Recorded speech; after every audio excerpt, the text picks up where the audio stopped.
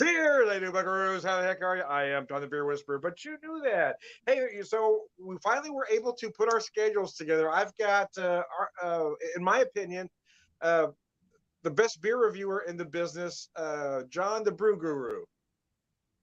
Hey, Thanks, John, Tom. how are you, man? I'm good, and I really like your opinion, by the way. So thank you. Thanks, I Thank you for appreciate that. that. Because Yeah, I like to state my opinions quite often. yeah, you do, and we all should. It's a democracy, and we have that right. So, And I um, haven't been canceled yet. no, well, that's good. That's good. Well, apparently, you haven't pissed off the right people yet, so you got Oh, to that's keep yeah, working. yeah. I'm working on. I'm working my way up the food chain. Yeah. So, So what are you drinking at the pub tonight, John? well, let me get the. I actually got two going right now because around 5:30, I finally got to kick off work as much as possible and crack a beer, which Great. is Kolbitzer Oh Pils yeah, from yeah. Germany. This is a first for me. It's a pretty decent German Pilsner, um, pale straw color. It had a pretty prodigious head on it, Hmm. but it's faded a little bit, obviously. And nice, crisp, biscuity malt. A little metallic in the hops is the only negative I have for it, but it does have a nice bitter finish, some earthy hops, and it's very refreshing. And It's rather reasonable in my neck of the woods too, because I tried it a while back. For the money, it's not a bad beer. no, I think it was actually I got it from halftime. I had never seen it Oh, before. gotcha, gotcha. It's not available here. But I think I paid maybe $2 for the can, and the Yeah, online stores usually are not that cheap. They usually, mark the stuff up. So it's definitely worth what I paid for it. And yeah. I think I paid a buck and a half for it. Yeah. yeah, yeah, it's a reasonable German Pils, and I like it. Reminds me of we were just talking about the good old days and the history of craft beer and everything. But in the mid late '80s, it was before the wall fell. But we Uh, used to get this really actually decent German Pilsner called Berliner Pils for like $8 a case oh, really? uh, Wow. in bottles, but it's from East Germany, and you couldn't get many beers from East Germany in those days, right? They were still behind the Iron Curtain, so Yeah, yeah. in some ways, it's a little better than that. But I'm kind of amazed I can remember that beer. So brought back that memory, right? Yeah, but anyway, apologies to the little squint. I got out. My allergies are killing me today. It's Georgia in April, and they're gonna get Yeah. over you. So It's not much better here in the Ozarks, man. My eyes will just start watering for no reason. yep, yep. There you go. So I'm going to start close to the same neck of the woods you are. Then I'm going to go big, but I want to start with a classic. It's from my local Springfield Brewing Company. It is their version of a German style pilsner. It's a small batch Oh, series, okay. and I'm going to start there. But then I've got a surprise here after I finish this one. But I want to start with this classic here, or this classic style, I should say.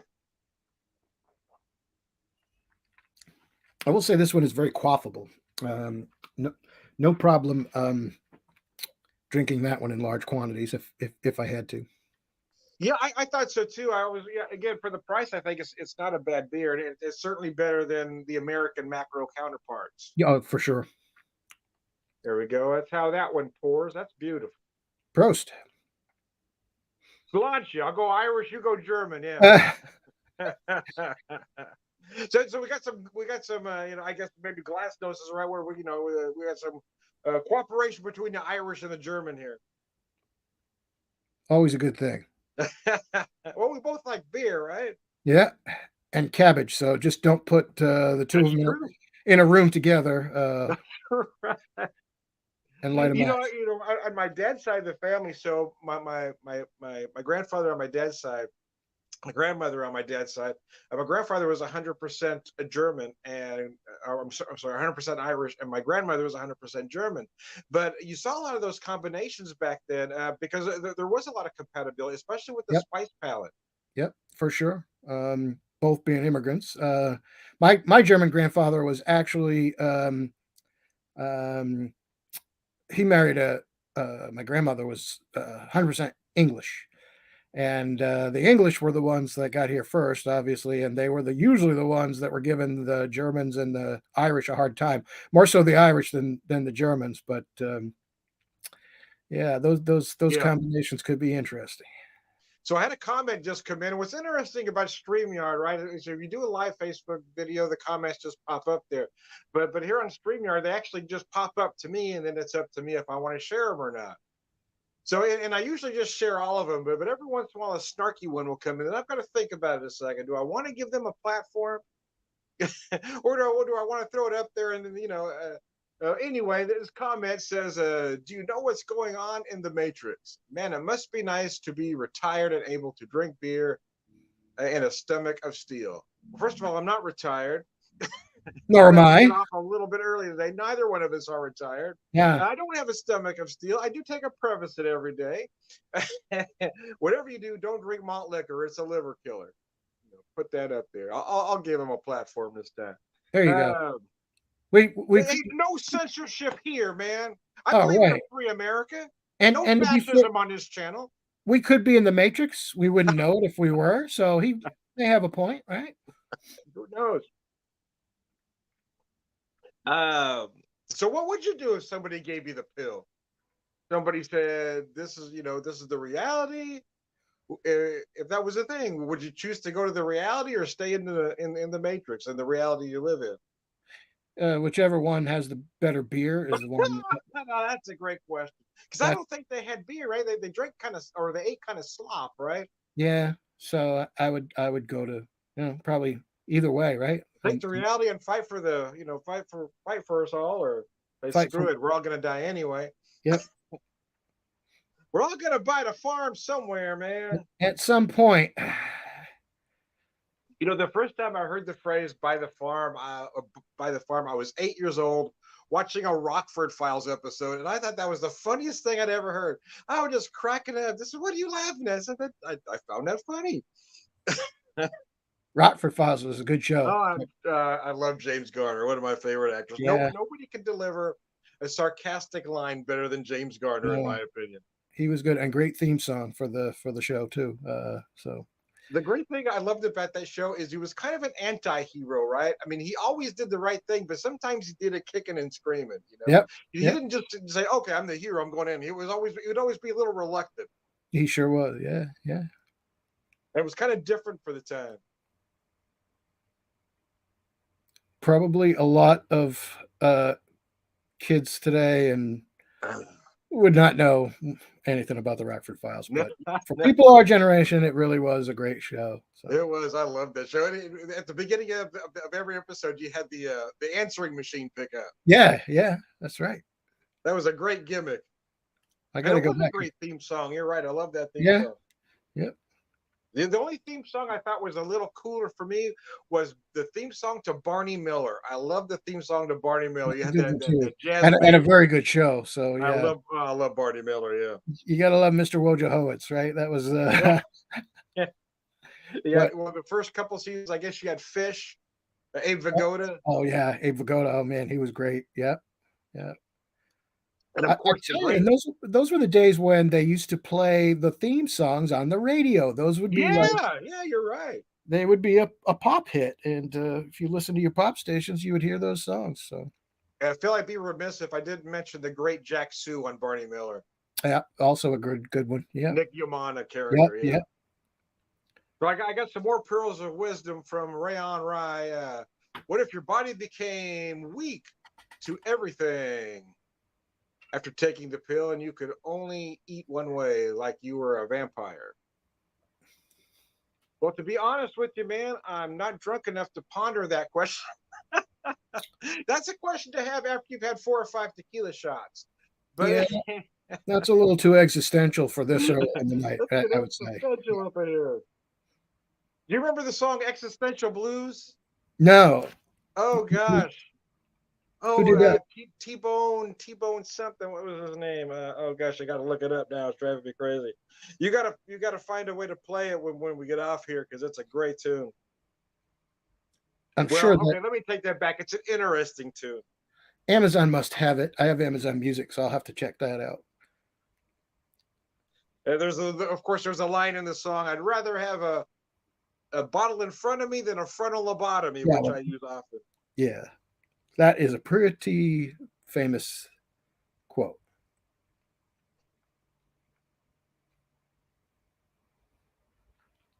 T-Bone Stankus, Tom T-Bone Stankus. It was driving me crazy. I couldn't remember the last name. We'll check that out. I may know it when I hear it. Sometimes memory kicks in. It's an old song or No, oh yeah, very old, 70s. okay. So I don't know if it was everywhere. I know it was syndicated, but I don't know if it was everywhere. Back in the 70s in California, because it was recorded in a California studio. There was a show called the Dr. Demento Show, and it would come Oh, on late at night. I think it was like Saturday night or something, but it was very late because we were all supposed to be in bed, but we would sneak up and listen to it. But he would basically play these kind of song oddities. yeah. I've actually got a Dr. Demento Christmas album that Oh, really? has yeah. It's got some strange Christmas songs on it, like "Christmas at Ground Zero" by Yeah, Weird Al Yankovic, and what's some of the yeah. other stuff that's on Well, there? yeah, he actually is the guy that started Weird Al's career. Oh, really? I didn't know Yeah. that. Yeah, Dr. Demento played the original version of My Bologna when he was just on the accordion, and that got him some national attention. Weird Al is great. I really Oh, hilarious! he did a was it a Windows 95 parody when that first came out? Talk about dating yourself, but yeah, and it was actually really funny. So um, talented guy. Yeah, I was a fan. Do you have a favorite Weird Al song? It might be Windows, although I do like that Christmas at Ground Zero is really good, and it doesn't have to be Christmas to listen to it. So that might be it's a toss up between that and the uh, Windows 95 because he's just and it was if you listen to it now, a lot of it won't make as much sense as it did in the midnight because when people were Uh, upgrading and they were having all of those tech issues and stuff like that, and he goes over some of the stuff and he makes it really funny. yeah, he's hilarious, man. Yeah, yeah, very well done. So I work in an office. I'm not going to talk about work, but because of that, I work in an office where almost everybody's a minimum of 30 years younger than I am. Yeah, So whenever I throw a reference, something that you're in a bar or whatever, just natural, movie or TV show or music references, I'll say something that applies to what's going on in the room, and I'll just get these looks. yeah, There's yeah, just crickets. Not one person. I can say I'm getting too old for this shit, and nobody recognizes that came from Lethal Weapon. yeah.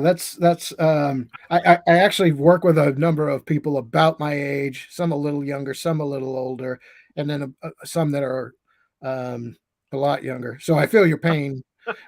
My boss, luckily, I knew the reference because great show and probably one of my favorite episodes. But she was talking about her brother Daryl and her other brother Daryl, right? Oh So yeah, and she's like, you do get the reference. I'm like, yeah, I the knew her. Newhart show. Yeah. So So did you watch that show, the Newhart show? I did, yeah, So I did too, but the best part about it is the ending, right? The finale when it turned out to be just a dream from the original Bob Newhart show. yeah. That just cracked me up. Well, his And when he woke deadpan up and he delivery was in was bed with Suzanne Plachette, it was from the original show. yeah, Oh man, that is the best finale ever. That was pure genius. yeah. He was underrated comic genius. Oh, Bob Newhart, yeah. Yeah. Nobody could utilize a stammer like Bob Newhart. No, or he, again, very good at the deadpan. So Yeah, he didn't smile much, no. and he sounded serious when he was talking, but it was hilarious. Another comic like that from way back when was George Gobel. I don't know if you're familiar Oh with him. yeah, George Gobel was good George, too. you sort of see him a lot on the original Hollywood Squares. Yeah, And Gobel was hilarious, man. laughing too, right? Wasn't he in? I think he might have been on some episodes. Yeah, Yeah, yeah, yeah. But try to rewatch them. My wife and I have kind of looking at the various streaming channels and been revisiting a lot of old shows. So we decided to revisit the original Night Court since they've got a new one on, and we're up to the last season. But man, those first few seasons, you watch those episodes, and it's just laugh out loud funny. yeah. It is. It's good Well, we stuff. would just look at each other going, "Man, where are these writers now?" Amazon's got a lot of. They've got a freebie channel. There are commercials, but they've got a lot of classic stuff. I've That's been, what that's what we watch everything on. Actually, we've been rewatching yeah, Hogan Heroes episodes. Yeah, Hogan's Heroes, yep, great. yep. We love that show. And I've So I've been I used to watch All in the Family with my grandparents. Of course, a yeah, lot of yeah. that stuff wouldn't work today, No, and it's no. but it What you know it without trying to enter politics in the discussion, what's funny about that is Archie Bunker. You know the loudmouth bigot that Archie Bunker was satire, right? I mean, absolutely, he was making fun of people that are that way. But now you have actual, conservatives that exalt Archie. yeah, It, that are it, just it, like him. really, And you Carol clearly O'Connor don't. was he was a big time liberal, Yeah, and people don't a lot of people don't know that he that he took great delight in parodying the yeah. But you wonder how the hell they're not able to figure that out, right? yeah it I Well, mean anyway, I've got one from Banter I'm going to pop right now. This is our Imperial Pilsner, and it's only available on Wednesdays because they call it the Camelback Hack. So it's available on Wednesdays. It's a 7.8% Imperial Pilsner. And man, I wish you were here to drink this one with me because it's amazing. And I got myself just a small growler here, but I'm using my little glass because it's my logo. So I've got two Banter glasses, but the other one's a classic shaker pint. I just wanted to pour a little bit at a time here in this one. Show you what that beer looks like.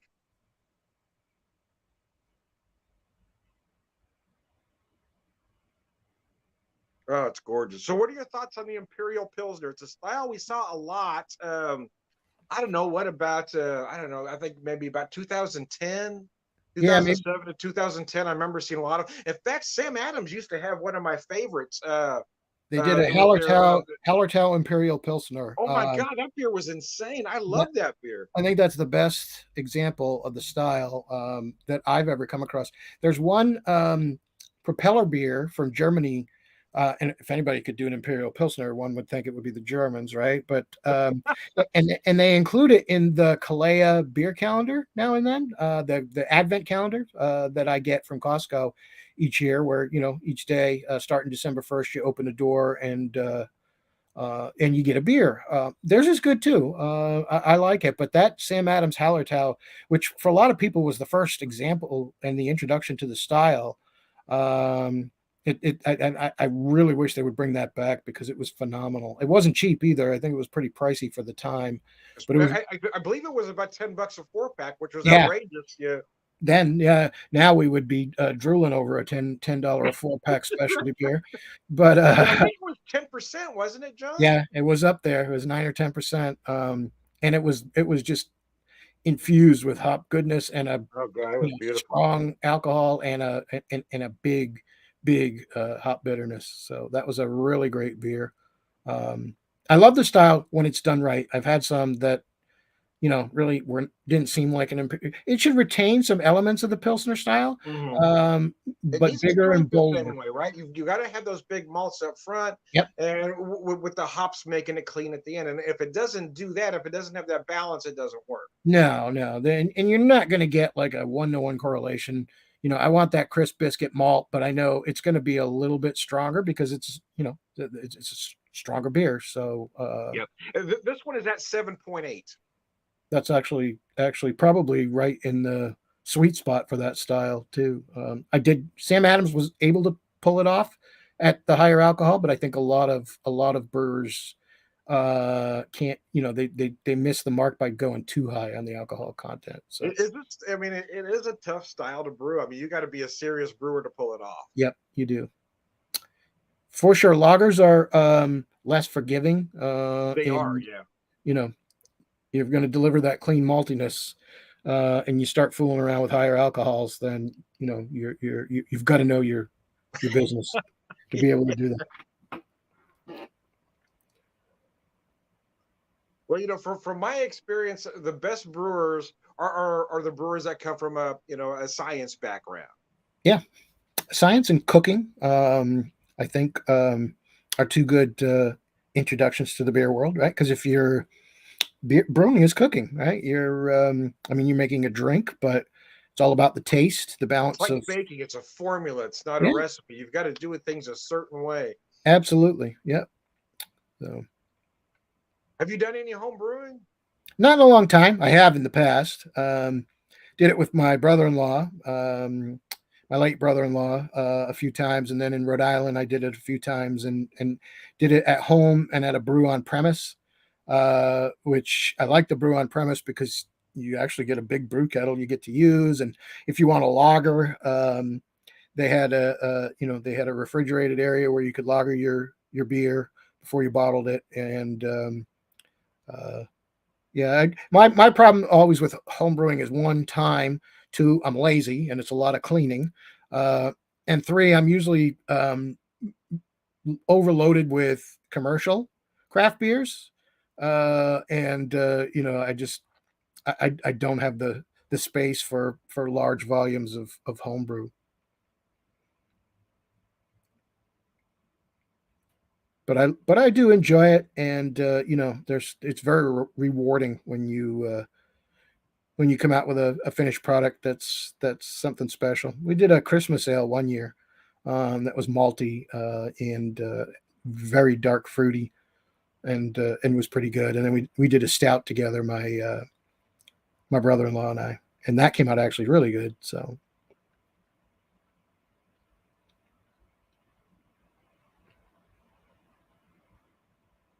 but that's where a lot of craft brewers come from. People that get into this industry and open a brewery or become a brewer and work at a brewery. They get their start with homebrew, which I living in Georgia. That's something that Jimmy Carter gave us. He signed the bill into law that legalized homebrew. And I remember that I was too young to drink at the time, but I was like, well, what is this all about? But it was illegal to homebrew before, was it 78, 79? I don't know, sometime around then that he signed that bill, and the rest is history.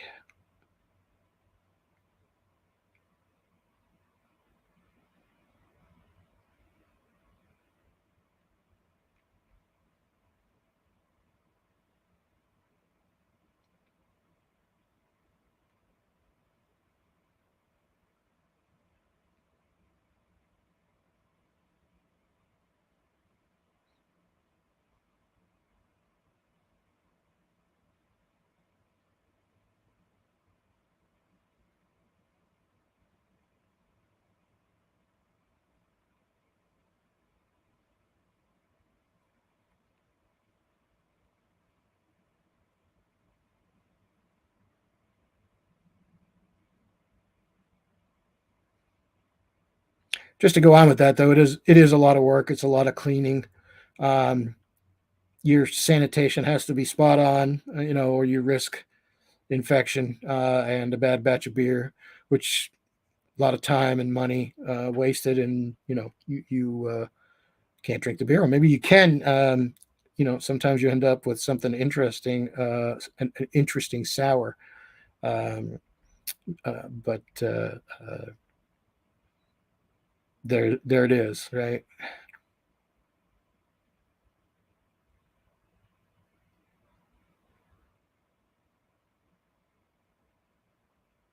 think we lost you, Tom.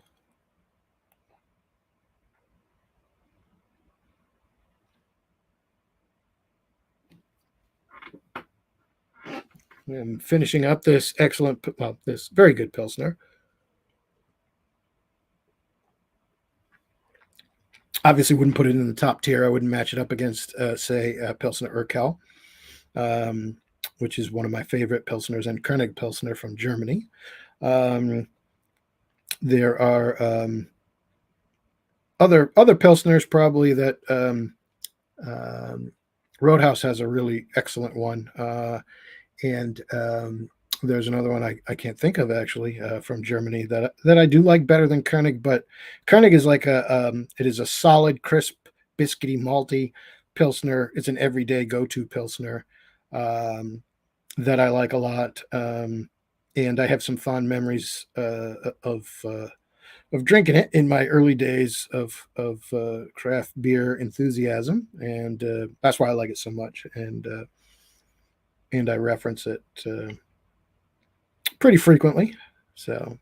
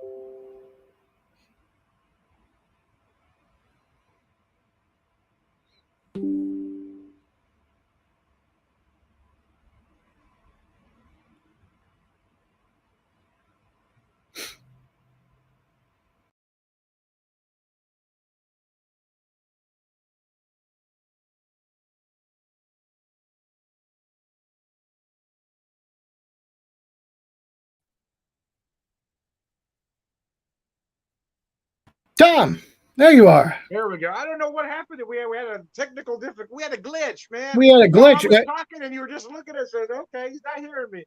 So See, anyway, it right is the here, Matrix. There's a glitch in the Matrix. No, I couldn't figure out what the hell was going on. Anyway, hey, that's what happens when you got two old guys trying to there you fight go. technology. Fight with technology. You just kind of like you disappeared, and I didn't know. So I was like trying to go on a little bit and probably talking to Yeah, I don't know myself what there. happened. But That was weird because I was talking to you, but yeah, it makes sense now that you couldn't see me. Wow, that was weird. Anyways, but we persevere. That's what us old guys do, don't we? We just kind of keep going forward. we do. You're not shutting us down, especially when there's beer involved. So, So, what are you drinking next, John? well, I mentioned that I had two beers running. I just finished the cold Bitzer Pils in the intermission there. Hopefully, everybody ran out and got a snack. But Yeah. the, the Hey, second it's a beer, professional show. That's right. We know what we're doing, right? The second beer is a Colossal 2. Oh, Uh, awesome. Okay. and this is from Port City Brewing in Virginia.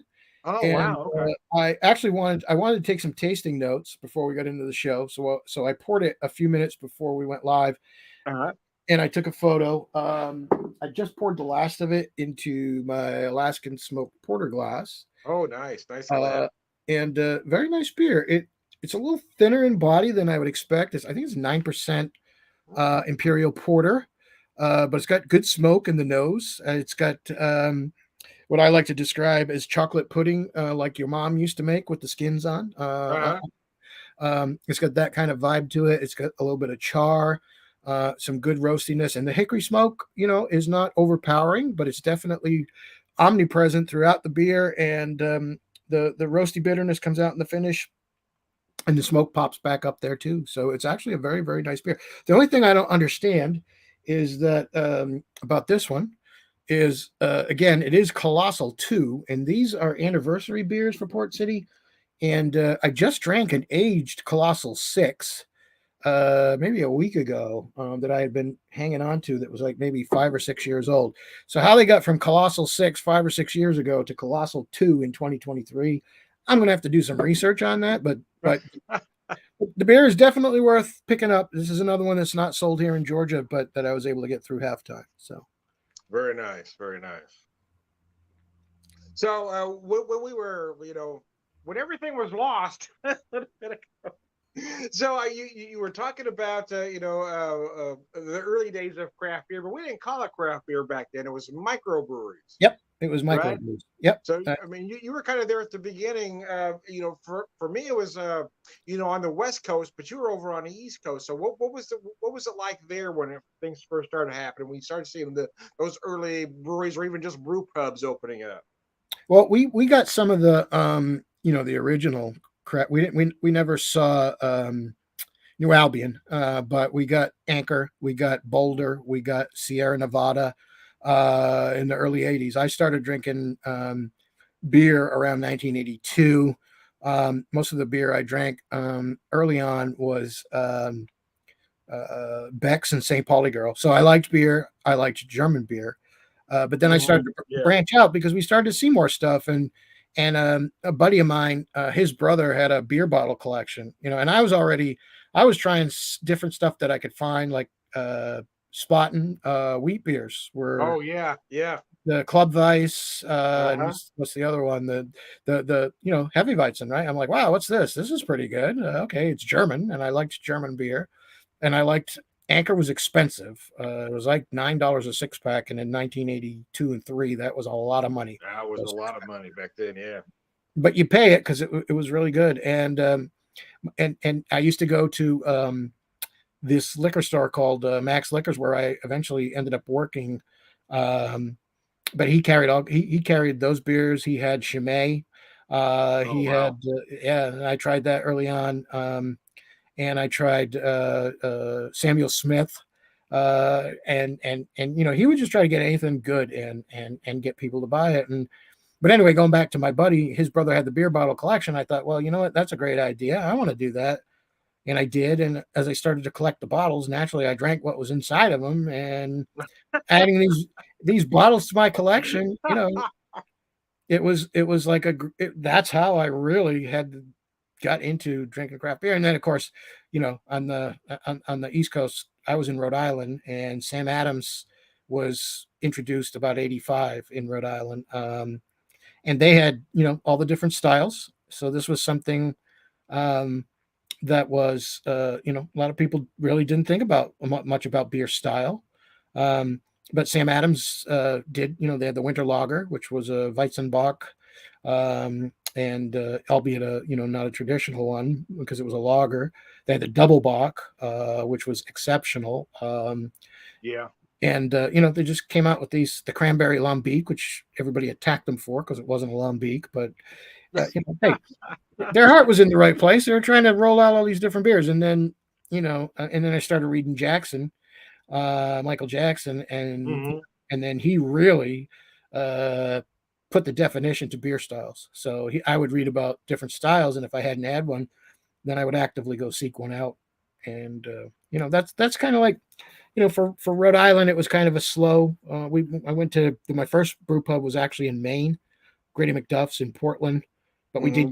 we did eventually get them in Rhode Island. We had a contract brew of our own in Rhode Island for a while before they went under, and slowly but surely, craft beer began to roll out. So I think you probably on the West Coast had a broader selection of local stuff than we did in New England early on, because you had the pioneers. You had Anchor was brewing craft beer before anybody today, uh, um, and microbrew, but it wasn't called either, right? Well, that Yeah, yeah.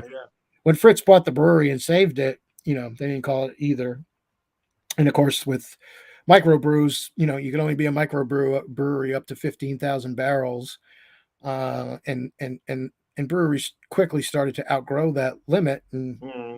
beer was still good, and that's how we got the term craft beer, right? It's still handcrafted beer, quality beer, tastes really good, but I'm not a microbrewery anymore because now I brew 16,000 barrels, right? So Yeah. We've got a small brewery in town, kind of not I wouldn't call it a brew pub, just a very small brewery. Uh, but they've got an interesting tagline. They say it's not craft beer, it's handcrafted beer. that's where the term came from. Craft Yeah, beer was for handcrafted. yeah. Breweries would tout the fact that it was quality ingredients, attention to detail. It was not mass batches like Anheuser-Busch was Uh, brewing, So, but not realizing what it was at the time. I mean, Anchor would probably be the first one that I had. yeah, I think for a lot of people that's very true. Yeah. So I remember buying that one, going, "Oh my god, that tastes like something." Yeah, Anchor Steam, Anchor Liberty Ale, those were the ones that Anchor Steam was the most readily available, but we got the Yeah. Liberty Ale too early. And then it was around 1989, 1990. I got my first bottle of our special ale, the Christmas ale, Hmm. Hmm. and that just totally blew me away. I had already had Harpoon Winter Warmer, which was their Yeah. version, but I mean, wow, what's this now? Now we got winter beers. What else can we do? So Well, I moved to Western Washington in 1987, and that's the first time I had any Red Hook products. And their flagship at the time was their ESB, but they also had this rye ale called the Rye Hook. oh, And man, that's when I such a had that beer, I said, "Oh my god!" So that was the beer I bought. Of course, I was only 22 at the time. That was the beer I bought right after I got paid. Right?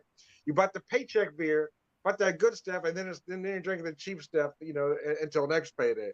Yep, I'll admit that I drank some Bush, and Bush never Bush Light, but I drank Bush, when I didn't have the money to buy the good stuff. But Well, up in you, Western Washington, Rainier was the big cheap yep, beer.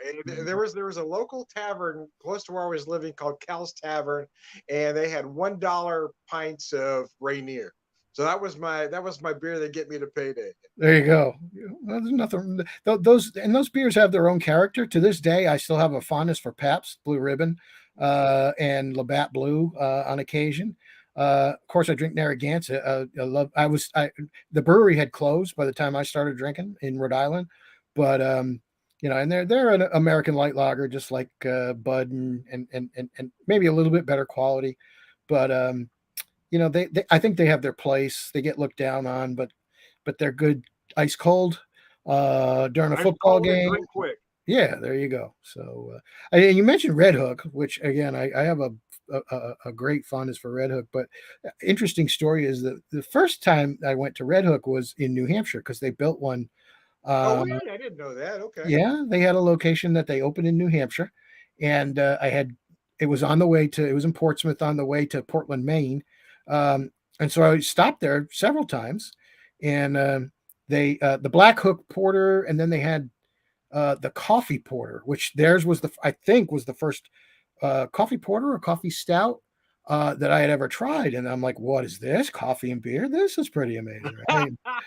And it was good, but in the early aughts, or the mid aughts, I went to Seattle on a work trip, and I hit all these breweries while I was out there.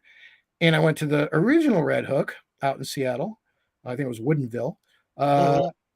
and it was like I just I'm like, am I in New Hampshire? Because it was an exact copy. The two breweries, actually, the Woodinville's the original. So the Portsmouth brewery was an exact duplicate Really? of the other Wow. one. So it was like amazing just walking into that brewery. It was like, wow, am I in New Hampshire? Am I in a dream? What's going on here? But yeah. So So we got Easter coming up. You guys got plans for Easter? not much this year. We were gonna go and have Easter with my stepdaughter, but all her kids are sick.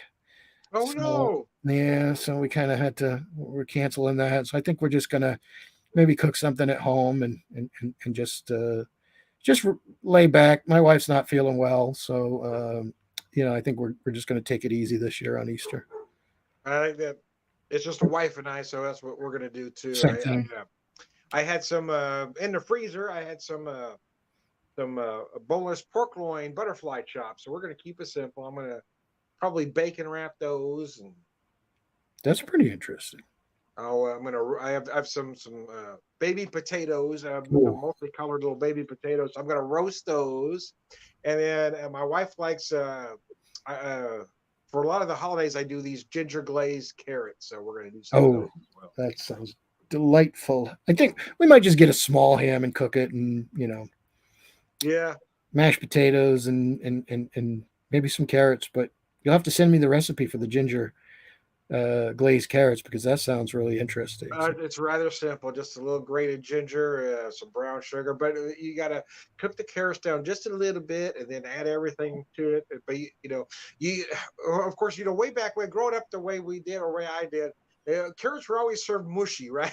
So, but I don't serve them that. I serve them with just a little bit of texture to it. I want yeah, them hot, but not all the way done. yeah, they got to have a little bite to them. It's like Yeah, kind of like pasta is the same yeah, in yeah. Rhode Island. Mom would always cook those things to death, Yeah, right? I want a little firmness to it. That in Rhode Island the pasta was called al dente. You would Yeah, yeah, leave a little bite to it, and you don't want it. yeah. You don't want 40 lashes with a wet noodle, right? So That's funny. yeah, Oh, so mercy. I hear you on that for sure. But Oh, goodness. and then drink a few beers, of course, right? That's right. Yeah. Sunday night probably. So So, are you a wine drinker at all? no, not really. I used to drink some. The boss I talked about before, who owned the liquor store and carried all those great beers. He was a wine expert, Really? Wow. and he tried to get me going on wine. And there were at the time I actually I kind of liked Rieslings and Gewürztraminers Well, that makes sense. Yeah. and Your, Merlots, your your but German background, that that's makes sense. yeah, there's the German, but Merlots as well, and but at one point I just reached a point where, and I would drink, some hard liquor too, but I just reached whiskey. I liked whiskey, Scotch. I liked, of course, keeping it German again, Jägermeister, Rumpelmans. Okay. I love schnapps. To Oh, this day, I love I could schnapps. tell you some really bad Oh, Rumpelman's hangover stories. that stuff will get you in trouble, right? Oh So, my God. especially where I used to keep a bottle in the freezer, and that would, Yeah.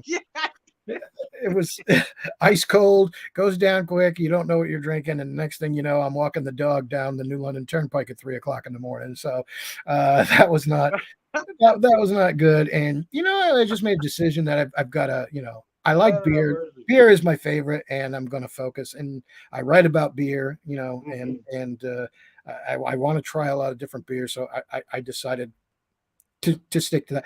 It was also part of the so my boss and I had some interesting discussions about which was better, beer or wine. Absolutely, Mhm. right? I'm like, well, my perspective is that there is no absolute. It's personal preference. If you prefer wine, then wine is better for you. If you prefer beer, then beer is better for you, right? And he would never accept that. He was like, nah, it's no question. The complexity, and I'm like, Jeff, if you think there's no complexity in beer, you're not drinking the right beers. And See, that's you the should problem. I don't buy the argument that wine is more complex. We can argue no, about better, but wine is not more complex. no, you haven't had the right Belgian ales, the Yeah, right, that's exactly right. the Aventinus, Weizenbock, Yep, yep. and there's just so many English barley wines that can give you that complexity. There's loads of stuff out there. The beer world definitely A offers good bourbon barrel stout. There you go. Yeah, absolutely. Yeah, that is an excellent point. And today they're getting better and better.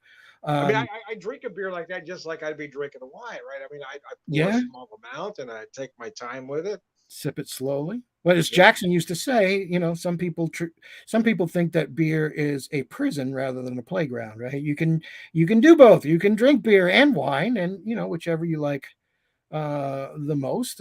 That's what's. But that's right. Yeah. there's no. I don't think there's.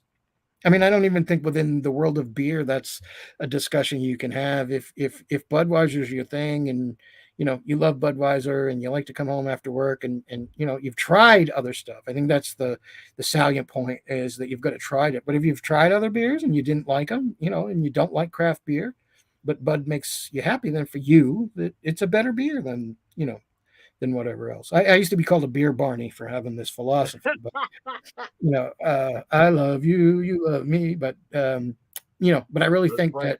that it's a personal choice. Some people don't like steak. Some people like steak, but not lobster. Some people, I've not met many people that don't like steak, but is one better than the other? No, it's just your personal preference. So. When I was selling beer for Saddleback, I would do to set up a lot of tastings. You get folks, I see them, getting their 30 pack of Bud Light or whatever macro light they were drinking. Uh, and I'd be, I'd have my craft beer there and say, oh no, I don't want to try anything. So we did have a light beer called Light of the Ozarks. And I'd usually get them to try that first. Some would like it, some of them would. But we had a Dunkel, and it was brewed very true to style. And I said, you're going to look at this funny because it is dark, but you got to trust me, it's not Yeah, heavy. It's not much heavier than what you're typically drinking. You're just going to have to trust me and take a sip. I'll be honest with you, I wouldn't sell every one, but I sold a lot of 6 packs of Dunkel to Bud Light drinkers or Macro Light drinkers that's the way. because the dark beer wasn't what they expected it to be. Yeah, that's the approach. You can't hit them over the head with a sledgehammer for their first introduction to craft beer. Excuse me. If you try and sell somebody that only drinks Budweiser um, a Brooklyn Black Chocolate Stout, you're going to alienate that customer. But I used to. Sam Adams was a good, I think entry level, but even better, Saranac Adirondack Amber back in Oh the yeah, I 90s. do remember that beer. I used to buy a That lot of Saranac way back when. that was a big seller for us. And I used to that's one of the ones I would use. Like, we had people come in. I had a guy that worked for UPS at the time, and he was a Stroh's drinker. Um, and I got him hooked on that. Oldenburg Premium Verum, which isn't around anymore, but that was actually a malty Pilsner from Kentucky Uh, that was in the German style. People like that. That's the way you do it. I mean, if they don't like those beers, then that's okay too. That's their preference. But usually, it wasn't such a stretch from what they were already drinking that it was going to alienate them. So I can see where a nice malty Dunkel, not too bitter, would work to introduce somebody to something a little different. So. but a lot of folks are under the impression that dark beers are heavy. Give them a Yep. Dunkel, it's not what they're expecting. Yep. No, no. And strong, right? They think that the alcohol content is high, but Mhm. that's Guinness actually has less alcohol but not the draft Guinness does, but I think the Guinness extra stout in the bottle is a little higher. It And is, yeah. the export certainly is higher. But the color of the beer just means there's roasted malts in there. It doesn't mean That's right. It's hard to make folks understand that too, right? it's not going to kill you. If all they drink is the macro, okay, you just have to trust me. Taste it. Just give it a try. That's all I ask. Just And give you it a might shot. not, if you don't like it the first time, try it one more, because sometimes it just takes a couple times before it catches on with you. And I'll go in. I'd go into stores that have sold 1 6 pack of Dunkel in a month, and I'll go in there in one day and sell 2 cases. Wow. Well, I'll tell you, the having the right staff is crucial too. That was that was why my old boss hired me, because he knew I drank a lot of craft beer. And Yeah.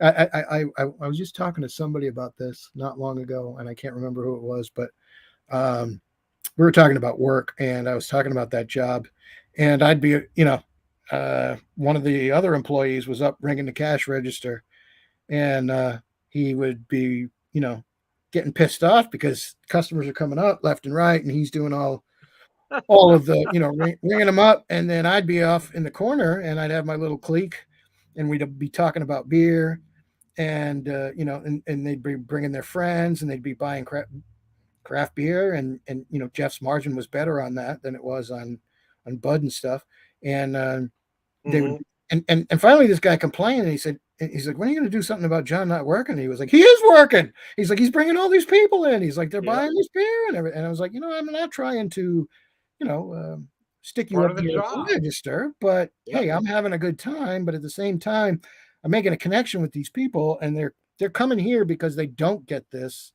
at the store down the street or what Yep. have Yep. you. That's So, exactly right. Yeah. and it's not to toot my own horn, because there's knowledgeable folks at liquor stores all across the country that know about craft beer, but you have to, I think, really have somebody that has that familiarity with it, gets to know their customers' palates, and can recommend the right beers to them to move the stuff and sell it. So But every craft beer drinker has that craft beer guy at that liquor store. We all have a favorite craft beer guy, don't we? That's why we go to that store, because we like this craft beer guy better.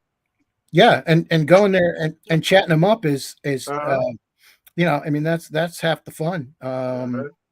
And then bragging to him that I just got, hey, I just, I got some Pliny the Elder at Yeah. from halftime, but I drank it all. Oh man, I should have saved you a bottle, dude. Mhm. Oh, Bruce. I had a guy. In fact, he hasn't been there in a few years now, but there was a guy at a store in town, and he would save stuff for me. He would say, "Hey, Tom, I got this for you." All right. So then I'd bring him stuff when I go to town and said, "Hey, Eric, I got you a bottle." You get this kind of relationship going with You that do. beer guy. It's a He was rapport, right? personal, man. Yeah. No, it really is. I think I think it's different from other areas of the business. You can, like, I told you that Jeff was really wine savvy, and he had the same kind of rapport with wine drinkers. They would come in Mhm. specifically for his recommendations, right? Yeah. But you have to have, I think, somebody in each category. It's tough to have somebody that knows whiskey and beer and wine.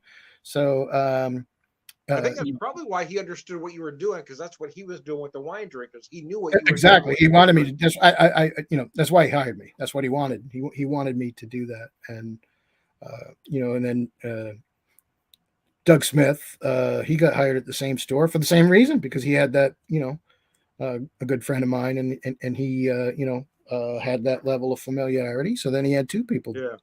doing the same thing. I wasn't there all the time. He had somebody as a backup, and it's just it's good for everybody all around, and it worked out good for me, because one of the guys that was a regular that always used to come in and check out the new stuff and buy it.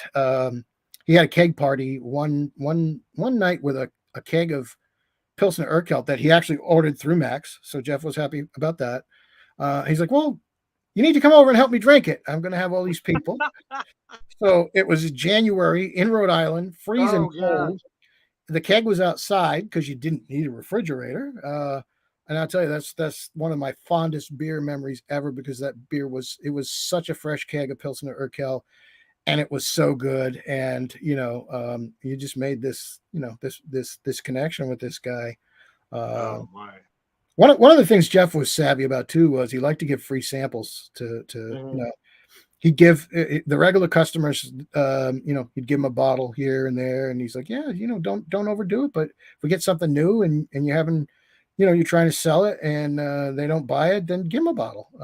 We've got singles, and it does two things. It introduces them to it, but you make a friend. That was always his phrase: make a friend. It, And it creates goodwill, right? yeah, it does. And I remember that, the first time I went into his store, he carded me, and I wasn't old enough yet. So I didn't get any beer. When I finally turned of age, and when I turned 18, I could drink for 6 months. They had just changed the law to gradually raise the drinking age to 21, uh, 1 year at a time. So I What could, year is that? yeah, it was, so I could drink from 18 till I was like, I don't know, 18 and a half. And then suddenly I can't drink anymore. And then I hit my birthday at 19. Now I can drink. And it went on like that at 21. But It was so weird. It was the dumbest thing ever. And but anyway, he remembered that he carded me, and of course, he was doing the right thing. It was the law. But when I went in there and he carded me again on my birthday when I had turned 18, I had a 6-pack of St. Pauli Girl or Beck's. I don't remember. It was one of the two, and I had it on the counter, and I was going to pay for it, and he just pushed it right back at me and said, "Happy birthday." So That's but nice. but it worked. He made a friend, right? I mean, Yeah. he made a customer for life, and I think people have lost that. You can there are ways to make people happy and win for your business at the same time. Yeah, well, that builds a loyal customer base. It sure does. Yep, it did with me. It worked. So I don't know why. I don't know how that got lost. Right? I guess yeah, profits are above people at this point, but I don't know how that got lost. That customer service aspect somehow got lost. yeah. I think with a lot with the loss of the small neighborhood type mom and pop shops that might Yeah. the big chains aren't going to do stuff like that, and a lot of the liquor stores today, even here, like Total Wine and Sherlock's and some of the others are Greens are they're big businesses, and they're not Yeah. going to do stuff like that. But even with the breweries too, I see that, like, you know craft breweries don't seem to be as interested in, they think the relationship is more about you having to kowtow to them rather than they should appreciate you as a customer. And then when breweries go out of business, they complain that the customers weren't loyal. Yeah, no, and I remember during COVID when somebody they were asking for donations, right? And I'm Mm-hmm. like, I'll come buy your beer, I'll support you. I'm not going to give you money. I'm not going to make a donation to a brewery because you're a business. I get that. I don't want anything for free. You have expenses, and I want to buy anything. But as I was discussing with a friend at the time, if you're down on your luck and lost your job, and you walked in and said, "Hey, can I get a couple of free beers? I lost my job," they'd be like asking you politely to get your ass out the door. Right?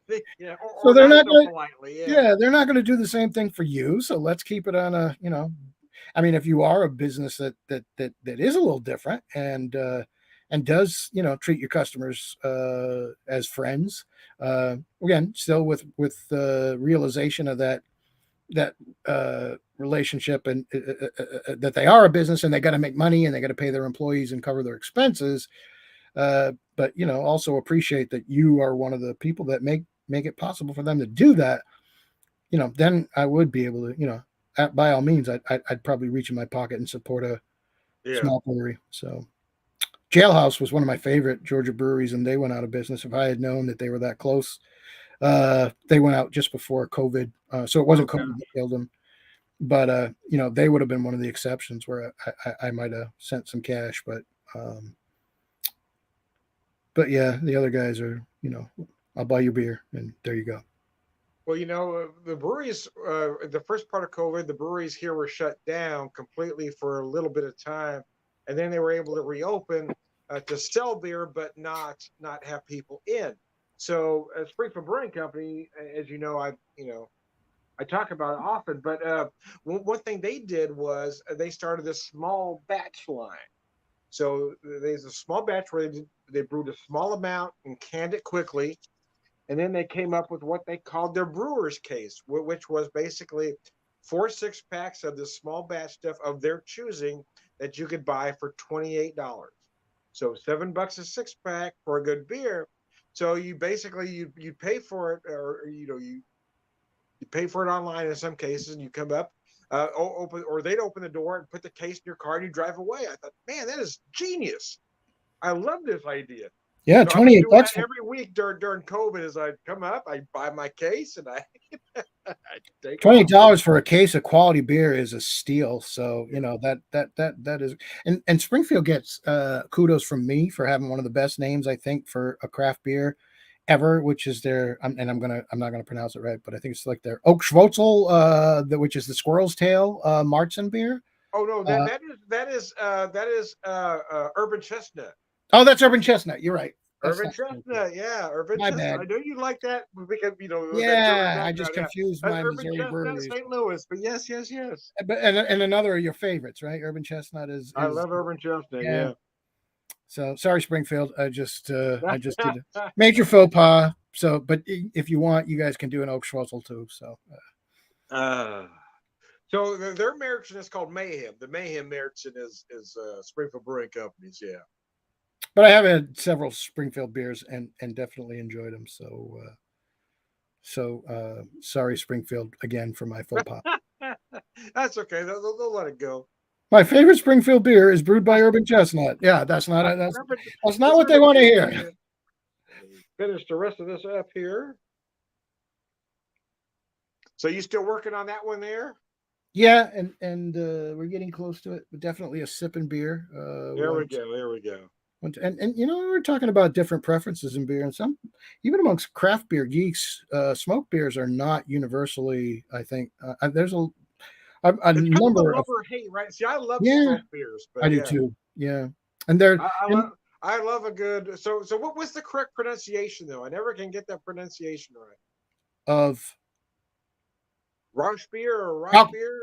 Rauch beer. Rock beer. Okay, I never can get that right pronounced. Okay, Rock beer. Rauch is German for smoke. Oh, And gotcha. Okay. yeah, so that's smoke and beer obviously is beer. So Rauch beer. Um, I love them too. I don't think anybody does a better job than Schlenkerla. Those are Oh, my those favorite. are the best. Yeah. But you know, I mean, here in the U.S., Alaskan Smoke Porter is one that I pay extra to get online. A few bottles every year because I think that's just an American classic. And you know, there's you know, I mean, the German versions have historical precedent because in the early days of brewing, you didn't have perfectly sealed kilns. So when you went to roast your malts, you would get smoke in seeping Oh, okay. That into the makes malt, sense. Yeah. and it would permeate the malt, and you would get some smoke flavor in your beer, right? As time went by, and you know, science progressed, they were able to kiln malts without the smokiness, but that's where it came from. And you know, I just think I think it works so well. It's so it's not a beer that you're going to drink all night. It's not a beer that you're going to drink every day, but it is a beer that I can, you know, I love it. I can't imagine beer without beer world without Rauch beer. So No, I mean, you know, typically though, when I go out, if I have 3 pints, I'm having 3 different pints, right? I'm yeah, not drinking the same 3 pints. for sure. Yeah. And I used to have this system where I would go in, I would start with the lowest ABV and work my way up the food chain. But now I do the opposite. I start with the biggest beer first.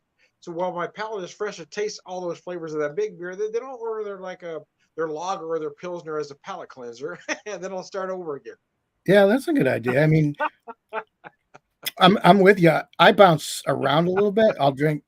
I'd like to start the night with a lighter beer, but then I might drink, you know, a heavy beer. That's what I did tonight. I started with a pilsner, and That then depends on the weather, though. But yeah, yeah, weather can influence it too. But then I if it's moved winter over time, to I'm going right straight to that. You know the warming that alcohol. yeah. Yeah, I'm going right to that bourbon barrel stout, for sure. Yeah. or that bourbon or that barrel aged barley wine. I'm going right to the big stiff. Yep. So we're talking about Bud Light earlier today. What are your thoughts on the Bud Light can that's irritating so many on the extreme far right these days? Have you seen Well, that? you know what? I don't understand why people get so upset about that. Why the hell do you care?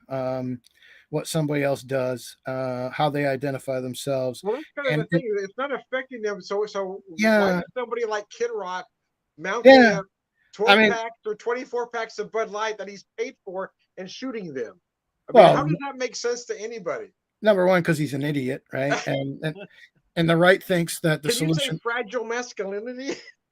They think the solution to everything is guns, and you But know, how does that make sense? I mean, I how does mean, that make them look more virile, right? They're shooting a can you're shooting a can, but you that also they just paid for. They've already paid yeah, for you it. spent money buying a product that you just said you don't want to support because you don't agree with them, and you blew it up with a gun. Okay, that really makes you know so mature. You know that is in a day and age where we've got school shootings going on, Yeah.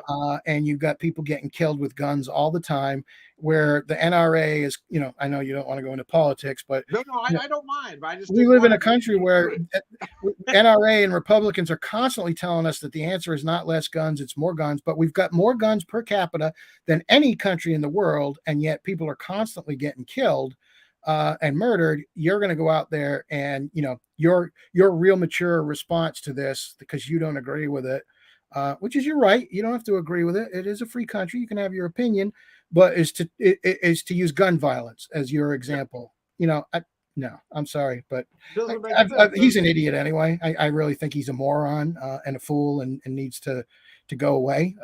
And when I say go away, I mean just leave the public spotlight, because he's an embarrassment. But he does have a right to his opinion. But I've got Yeah. my a right to my opinion about him. And if that's what you're going to do, I just think that you got me started. But you want to be a good Christian by hating people, then It you're not a doesn't good make Christian. sense, does it? No, Well, it's first of all, what does that can represent, right? The can yeah. represents, inclusiveness. It represents empathy and compassion and, common decency. So I'm asking all of them out there that might disagree with me, what is it that you object to that can? Is it the inclusiveness? Is it the common decency? I mean, what about that is a problem for you? Yeah, I mean, it's just an inability to accept people that are different. That's what it But boils see, it down doesn't. to. People being who they are doesn't affect them. So why are they so upset about pronouns, drag queens, and Bud Light cans? Because they're bigots and racists, And there we go. a lot of the people who have objections to same-sex marriage today and have objections to trans people are the same people that had objection to interracial marriage in the 50s and 60s. They're the And that's the same nail on type the of head people. right there. And they may still have objections to that today. But my stepdaughter is in an interracial marriage, and she's got 4 beautiful kids. And people are people. Why can't you just get over that? And why do you have to get into a case like that? I have friends that are gay. Their reality is what their reality is. Their attractions are what theirs are. Mine are what mine are, and yours are what yours are, right? So why can't we just accept, all of us accept who we are, and celebrate that, instead of blowing up beer cans with a shotgun, right? And none of it affects your life, No, right? it doesn't. It does not affect your life. Bud Light putting out a can does not affect me. No, no, it does not affect you. But it It doesn't exposes you. affect Kid Rock either, except for it. It exposes him as a bigot, right? Is what it does, right? This fragile masculinity raises his head. I mean, are you guys really that fragile? I mean, sir, all these guys consider themselves alpha males, yet a Bud Light can, you know, gets them all hot and bothered. Does Yeah. that make sense? Is that the biggest concern in your life? Seriously, don't we have enough problems in the world? I'm saying I don't understand it. But again, I we put it got a down to, crumbling infrastructure. We got the planet going to hell in a handbasket, but you're concerned about pronouns, drag queens, and yeah, Bud Light cans. yeah. That's the and the governor of Tennessee. I don't know if he signed the bill or was Oh yeah, that's that he crazy. would Yeah. sign a bill that would make showing up in drag, I guess, in public illegal, or whatever and then they lo and behold, his yearbook surfaces with him dressed in drag in his high school days. So That's hilarious. as usual, Republicans are do as I say, not as I do, right? I The don't know. master of hypocrisy. Yeah, I'm sorry. I've been a Republican in my life, and now I'm a liberal Democrat, and it's because of the direction the country's gone in. And I just think people should live and let live, and understand and appreciate each other, and try and appreciate other people's experience in life, and what, I mean, if they have a different attraction sexually than you do, why? Um, just because if a man is attracted to men, or a woman to women, then that's their reality, and mine is, I've been married to my wife, I better get this right, for Don't 18 don't blow years. it, John. Yeah, for 18 years, right? And I would never have anything different. So why don't you want other people to have that same happiness? right? Just because it's they want same sex, And a different choice doesn't affect your life, right? yeah, So I can't figure out why they get so upset about it because it doesn't affect them at all. So Like Pete why do Buttigieg, they let it affect them? Because it shouldn't affect them at all. like Pete Buttigieg said, right? If I think Trump said something about him, and he's like, "Well, if he wants to go there, I can say I've never cheated on my spouse with a porn star," right? Yeah. We know Trump's done So, that. so who's got the better traditional marriage, right? Yeah, yeah. So I don't know. Just live and let Hey, live. I vote for Pete. I'm ready. Yeah, I would too. I think he's a good guy, and I think he would He's do it. everything the Republicans hate. He's gay and intelligent. Yeah, and that just the fact that all the Republicans hate him is enough reason to make him president. In my, Well, then he's smarter than all of them. That's the big thing. of course he is. Of course he is. But Oh, mercy, Percy. we just got to So we have to move on and become a better society. we So do, yeah. that's and I think you do that with inclusiveness, right? Bringing everybody to the table, appreciating everybody's contributions, understanding that everybody has something to bring to the table. And I know that it's weird reference, but to me it always goes back to Star Trek, right? And Spock and the Vulcans, and Yeah. they had this concept of edict, which is infinite diversity, infinite combinations, and of course, Gene Roddenberry was a visionary, but the central thesis of that has a lot of relevance to our society, and he took a lot of flack for including Lieutenant Uhura as a black Yeah. woman, as a character. He had an Asian, right, and in those days that was kind of taboo. But it goes back to the differences make us stronger. They don't make us weaker. If we were all the same, we'd it'd be a pretty boring world. So I think Well, yeah, and there was a Russian character during the Cold War, right? yeah, Chekhov. Yep, Yeah, that's right. Chekhov, yeah. Yep. So I mean, yeah. The funny thing is, I remember hearing about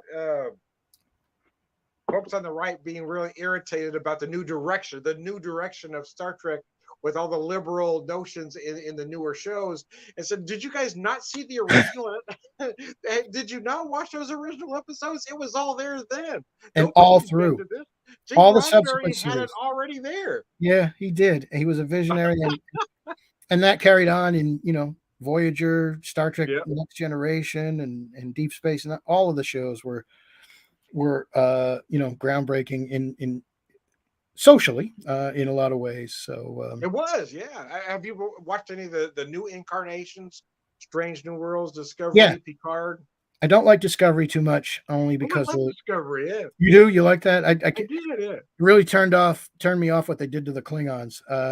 And for me, it's tough to grasp because the technology looks so much more advanced than in the original series. Those were the two problems I had with that show. But I love Strange New Worlds. That Oh, I is love Strange New Worlds. Yeah. yeah, that is a great show. And Well, have you Anson, watched more than the first season of Discovery? I have to ask. the first two, yeah. First two, because it changes decades every season. So I'll have to get back into it then, if that's the case. I do have It's almost a complete new show every season with Discovery. Yeah. then I do have to get back into it. Picard was pretty good too. I like that. So I love the first season of Picard. I hated the second season, and I'm so far I'm liking the third season, but I really hated the second season. yeah, I think a lot of people. I like the second. I like the first, and that's as much as I've seen right now. But I got to get back to it. So I thought my problem with the second season was I thought it was formulaic and predictable. So you knew everything was going to happen along the way it did. Oh, come on, man! yeah, And the that's whole true. time, the whole oh, you guys are killing me. But sometimes we like the familiar. So I get Oh, I get it. Yeah, why they do that sometimes. But the whole yeah. But I anyway, don't know. I think people can learn a lot from Star Trek. So I do. I agree. Yeah. there's a lot of things that that we as a society need to do better, and we can pick up some good good information from those shows. So But it is amazing to me how some folks have misinterpreted some of those early or the first incarnation of Star Trek to think, oh no, they distorted Roddenberry's vision. All of a sudden, we got No, these characters. Those characters were already there. yeah, those characters were already there. Yeah. Even Spock was like, I mean, they actually took a lot of flack because he had pointed ears, Mhm. and he had the upraised eyebrows, and he was kind of demonic looking, and at the time there was a lot of backlash over that. So, but he stuck to his guns, and rightly so, because Spock is a great character, right? So, Yeah. Well, all right. So, anyways, we ran just a little bit long, but I had to keep talking here. I want to thank. Well, we took a long time to make us get this to work, did it? it did, but it was worth it. I think it's a We good had problems show. with my schedule and your schedule and my schedule. We Yeah, kept going back and forth. No, I can't do this one. And I can't yeah, something we had something planned, and then you had something come up, and I had something come up, and but it's okay because we're all over the place, and we've had fun, and we've talked about movies and music, and pissed off some Republicans. Any day you can piss off some Republicans is a good day, right? But I think so. Yeah, yeah, I and think an again, angel gets his wings. yeah, an angel gets his wings. I love it. So yeah, and again, speaking as somebody that used to be one, so. But then I got better, and started to realize I just I didn't like Reagan's social agenda, Mhm. but one of the things that I really think you have to give Ronald Reagan credit for bringing down the Soviet Union, because he did. He started the arms race. They couldn't compete. They couldn't do guns and butter. We could, and they focused on building their military, and their internal economy collapsed, and he got and then Gorbachev come along, and um, he saw the outcry of the people, because I mean, they were waiting in these lines that were like ridiculous, just trying to get basic necessities, because they had changed their priorities to building weapons over building consumer goods. And Reagan was smart enough that, or at least his advisors were, that once they reached the point where they had almost pushed him over the edge, he extended the hand of friendship to Gorbachev. And I think that's, at some point we could have had a nuclear war, but with the U.S. and Russia. Maybe now we got Putin, unfortunately, and we don't know where that's going to go. Oh, mercy. But and As that's long as we don't get Trump back, we'll be okay. yeah. Well, I don't think that's going to happen. I think he's done. I don't think you can. His base is rallying around him with these latest accusations, and I really, people are like, well, they're out to get Trump. I'm like, seriously, you think this is the guy that spent $85,000 on newspaper ads trying to say Oh, that mercy. 5 black kids were guilty of rape that they didn't commit, and they were proven later to have not committed, and he's never apologized to them or for that, but he deserves a break now that he's been charged with something, Oh, right? because he's a racist. He's a racist, absolutely. There's no doubt that Trump is a racist. I mean, there's so anytime somebody denies that, I say Trump retweeted a racist in Florida shouting white power, white power. He retweeted it, and he's never apologized for it. He eventually deleted the tweet, and they're like, well, he didn't know they were setting up. Well, I don't care if he knew or not. If he retweeted it, he's responsible for it as president of the United States. You apologize and say, look, I didn't realize this was the case, and I don't agree with this. He never did any of that. He just deleted it, which says that either A, he's a racist, which I think he is, or B, he's an idiot for not looking at something that he's retweeting, Which he is. which he is, and also it is impossible for him ever to admit he's wrong, right? So No, he doesn't have the strength of character to me. He's wrong. no, he doesn't. But he has, I think, this, and what's going to be worse for him is here in Georgia. He's Yeah. going to be I'm indicted really again. hoping for that one. Yeah. If anybody, I have listened to that entire phone call with Brad Raffensperger, and you can hear him trying to browbeat Raffensperger into really overthrowing the. It's personal for me because I voted for Joe Biden, and here's Trump on the phone with the Secretary of State of Georgia, who I actually voted for, even though he's a Republican last time around, because he stood up to Trump. It's hard for me to admit that, but the guy has integrity and stood up to him and said it's wrong. Like, the election results are what they are. You lost, but you can hear Trump repeatedly threatening the guy and telling him, "I need you to find 11,000 votes to overturn the." I mean, if that's not criminal conduct, I don't know what is. He is. Unfortunately, he made the call to Raffensperger in the city of Atlanta, which is a Democratic stronghold. So the prosecutor there, I mean, it's not political because what he did was wrong, but unfortunately, you hear Republicans say, "Oh, it's political." No, you guys would sweep it under the rug, Oh, mercy. but they're not going to do it, and he's going to get indicted on that too. I have a strong feeling, and I think they're all going to come flooding down soon. he's killed himself, I think, with a lot of independence. And the Trump thumpers are always going to vote for Trump, and the Republicans, by and large, are going to support him. The Democrats are always going to vote for the Democratic candidate, right? So almost entirely. So the only way you win or lose an election is with the independents, and I think he's really killed himself because the independents are going to see this and they're going, this guy, you know what? He cheated on his wife with a porn star while she was pregnant. He's touting family values, and he paid her $130,000 to shut up. And then he reimbursed his lawyer on the back channels and concealed it. And he did all. I'm not voting. I don't think he can win again. Barring How do people that still support him, how are they okay with all this stuff? Well, I mean, barring some kind of financial meltdown, people tend to vote with their pocketbooks. That's how Hitler got into power, right? Yeah.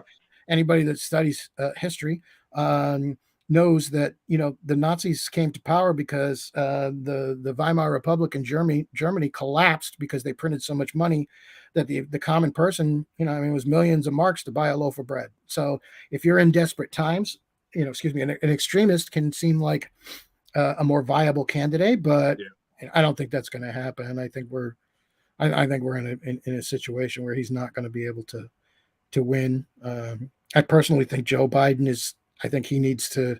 I like Joe Biden. I think he's a really good president. I think he's done a lot of things, but I think he should not seek reelection.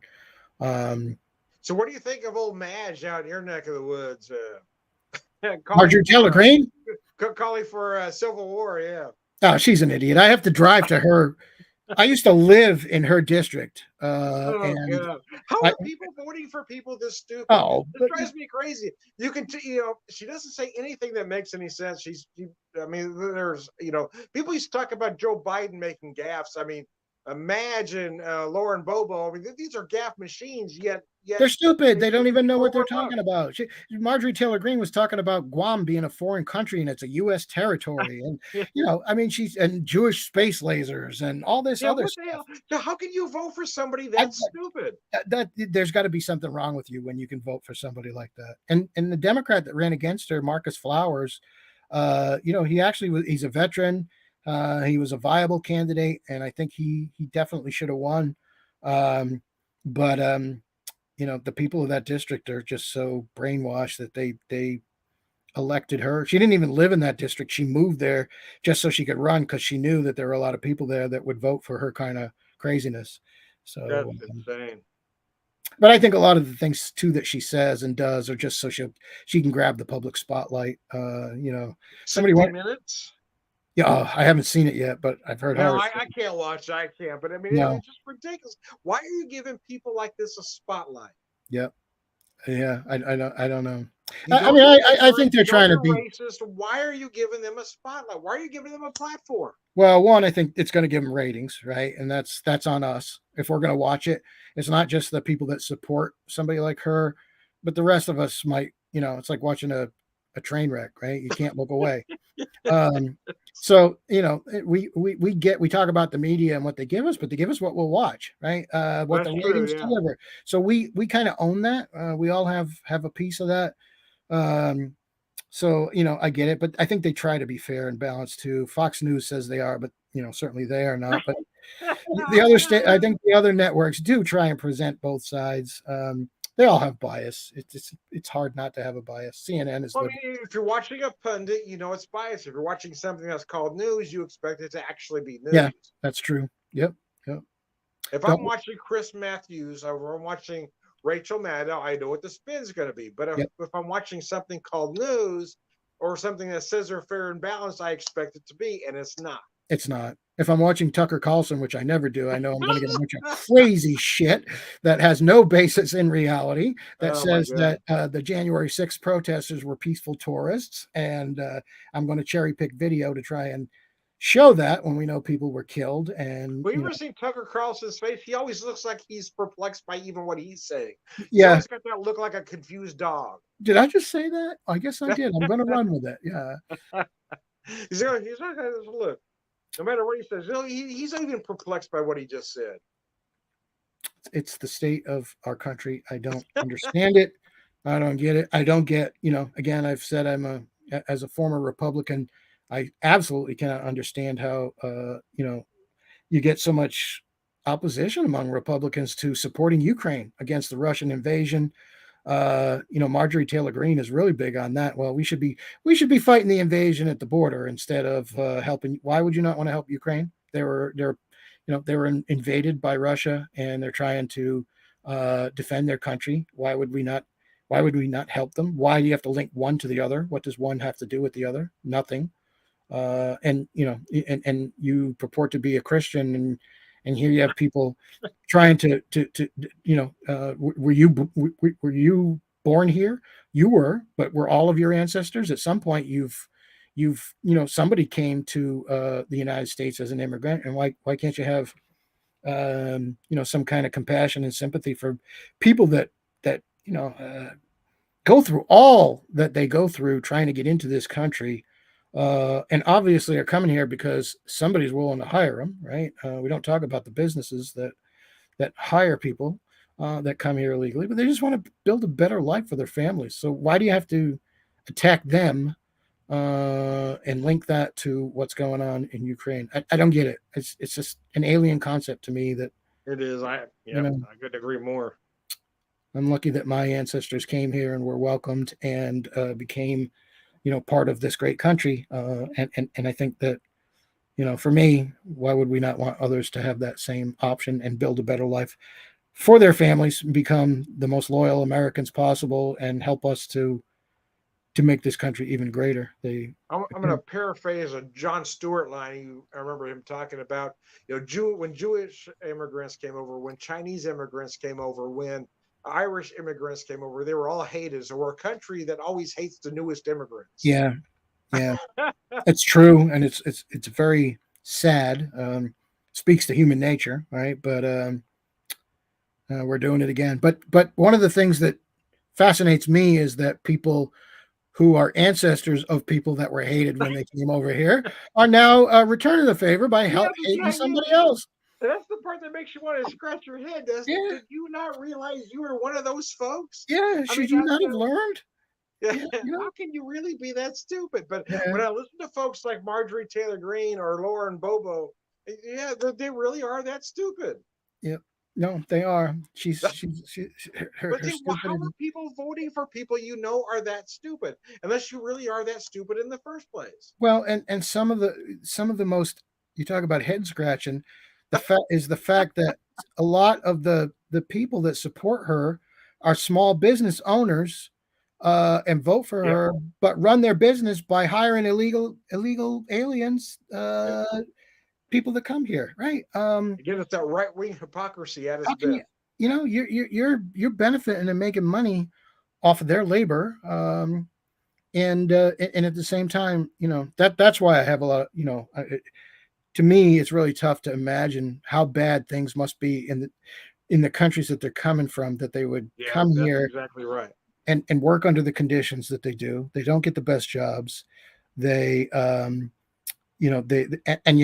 be looked down upon as they are. So what do you say to the folks that say, well, if they only came here legally? What do you say to that argument? Because we don't give them that option. We want their labor. Yeah. We want them to come here under the table, and don't even get me started on guest workers. If you're good enough to come here and work hard so that Americans can benefit off your cheap labor, which is what we would want. If produce tripled in price because we said that, okay, they have to come here legally and we're going to pay them $15 an hour, than half of the Republicans that complain about um, that complain about them coming here. You'd have a fit over that. And Yeah. I see it here in Cherokee County all the time. There's a gas station not too far from the police station, actually, where a lot of immigrants congregate, and they're looking for day labor. And you'll see people drive up there, hiring them for the day to do tasks in their, I mean, maybe clean out their crawl space or cut their grass or work in their yard or whatever. And they've got, Brian Kemp Republican bumper stickers on their cars and stuff. So the hypocrisy is brutal in that regard. And they're doing it because they don't want to pay a contractor a Yep. decent wage or a fair amount of money to do it. So you'll take advantage of their cheap labor, but then at the same time you're gonna piss on them and tell them that they don't deserve the right to be Americans. I'm sorry, I just don't agree with that. No, I don't. Somebody And that do we won't want to talk about the folks that joined the military thinking or being promised they were going to be welcomed as citizens and then have our and get government renege on them and get screwed and deported. Yep. If you're good enough after to they've served our country already, you're good enough to go and fight for this country, then you should be granted and then citizenship. send them back. I mean, how can we be okay with that? Some people don't even believe in the 14th Amendment, that if immigrants come here and you're born to them on the U.S. soil, by the 14th Amendment, you are a U.S. citizen if you are born here. Yeah. And there's a number of people that don't think that that's right, that they should. No, if they're born here to parents that came here illegally, then they should. No, that's not what you may think that, and you have your right to your opinion. It's not what the Constitution says. The Constitution says you're an American if you're born here. No. Absolutely. No. Anyway, But I digress. we debated whether we were going to talk about I digress. politics. Anyway, I'm grabbing the kinda ran a ball and little running long, with it. but I couldn't help it, man. I couldn't stop myself. That's more me So than you. I want to thank the Bruguru It's for probably me. joining me tonight to have a little discussion about beer, the origins of beer, and maybe some other things as well. If you are I a fan am of that Tom the Beer politics, Whisperer, don't Beer watch. Evangelist, prolific beer drinker, purveyorism, and all around good guy. Thanks for tuning in. John, stay on. I'm going to talk to you after the broadcast.